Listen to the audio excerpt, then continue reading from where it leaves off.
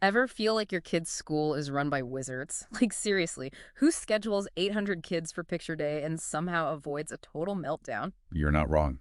Today, we're diving into the world of the people who make that magic happen, the ones we call education administrators. It's a fascinating world, isn't it? Yeah. I mean, you don't always see them, but these folks have a huge impact on everything. I'm talking about the quality of your kid's education, even just the overall vibe of the school. Right, and we've got some great research lined up for this deep dive. We're going to unpack what these folks actually do all day. Spoiler alert, it's way more than just signing permission slips. Oh, absolutely. The role has really transformed. It's not just pushing paper anymore. It requires a whole blend of skills way beyond liking kids and knowing how to use the copy machine. Okay, so first things first, let's break down this job description because I was honestly shocked by the sheer variety of tasks they handle.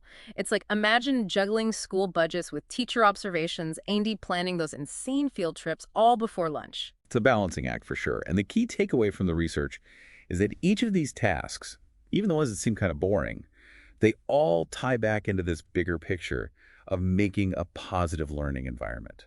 Give me an example of that. How does, say, managing a school budget actually impact my kid when they're sitting there in the classroom? Okay, so let's say there's a funding cut, right? A good administrator, they won't just make random cuts. They're going to analyze that budget and they'll prioritize the resources that directly help students learn. So maybe they can't afford a fancy new playground. By T, they can find the money for those reading specialists your kid's class needs. Wow, I never thought about it that way. And speaking of skills, this material really emphasizes how education administrators need a ton of them. I'm talking a whole arsenal. Forget spreadsheets. These folks should be giving seminars on crisis management and like Zen meditation or something. You're not wrong. The research really highlights a few key areas, obviously, financial management, like we just talked about, but also communication and leadership, which, those are critical anywhere, but especially when you're trying to shape young minds. And what about the monitoring part? Because get this, the research says that takes up a whopping 68% of their time. It's like they're the eyes and ears of the entire school, constantly watching, assessing what's working and what needs some attention. Exactly. Think of it this way. They're analyzing data on everything, student performance, teacher effectiveness, all of it. And they're using that data to make the best decisions for everyone. So it's data-driven, but with a human touch. You know what I mean? Okay, I'm starting to get why people say this job is basically being the CEO of a small company, but hopefully with more pizza parties. Right. But seriously, the leadership part is spot on. They're not just managing to-do lists.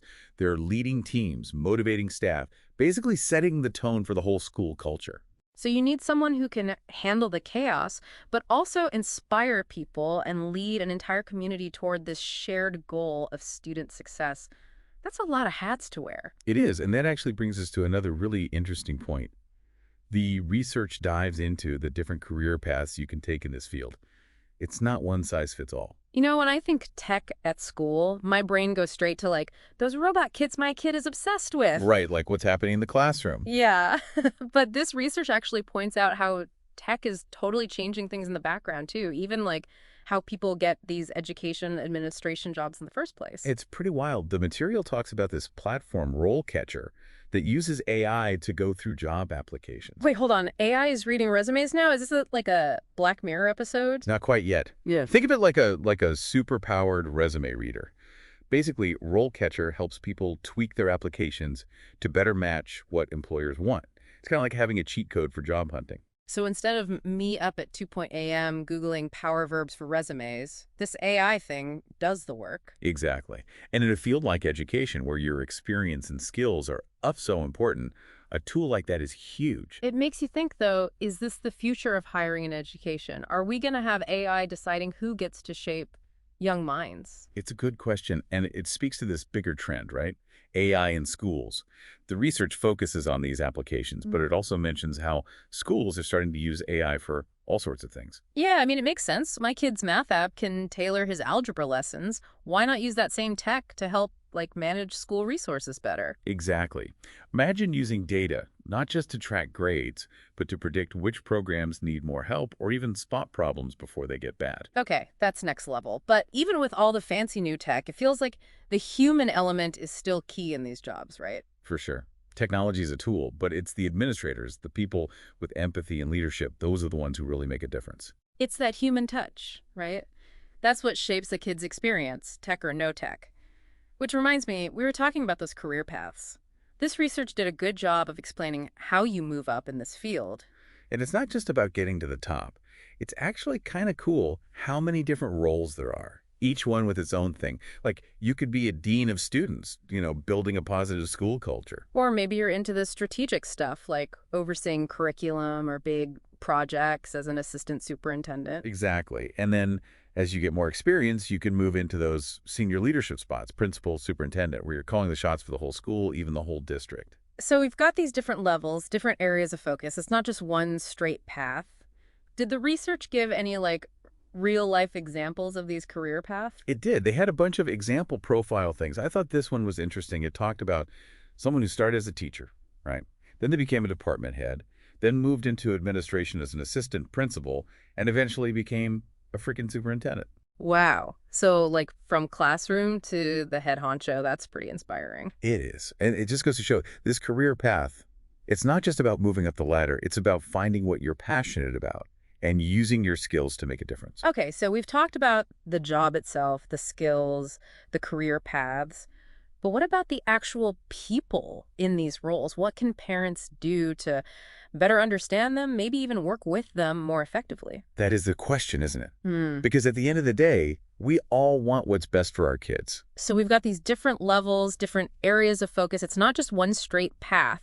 Did the research give any, like, real-life examples of these career paths? It did. They had a bunch of example profile things. I thought this one was interesting. It talked about someone who started as a teacher, right? Then they became a department head, then moved into administration as an assistant principal, and eventually became a frickin' superintendent. Wow. So, like, from classroom to the head honcho, that's pretty inspiring. It is. Mm-hmm. And it just goes to show this career path, it's not just about moving up the ladder. It's about finding what you're passionate about and using your skills to make a difference. Okay, so we've talked about the job itself, the skills, the career paths, but what about the actual people in these roles? What can parents do to better understand them, maybe even work with them more effectively? That is the question, isn't it? Because at the end of the day, we all want what's best for our kids. And sometimes I think we forget that everyone working in that school building, they want that too. It's easy to get frustrated, right? Like when you're emailing about a permission slip or whatever, and you don't get an instant reply, but there's a whole other side to the story. Absolutely. There's a human being on the other side of that email dealing with a million things we never even see. So maybe a little empathy goes a long way. A long way. And, clear communication is huge too. The research actually emphasizes this. Like when you're reaching out to an administrator, be specific about what you need, what the issue is, and what you're hoping to accomplish. So instead of just firing off a frustrated email about the lunch lines being too slow, maybe actually suggest some solutions. Exactly. They might even be open to it. And honestly, just remembering that you're both on the same team, working towards the same goal, that makes a huge difference. It's so easy to get caught up in our own little bubbles as parents, But at the end of the day, we're all part of this big, messy, wonderful thing called education. Couldn't have said it better myself. And on that note, we'll wrap up this deep dive into the world of education administrators. Hopefully you learned something new, maybe even gained a new perspective. And next time you see someone in the school office, give them a smile, a wave, a thank you. They work hard. They do. Until next time, keep those brains buzzing and those conversations flowing. See ya.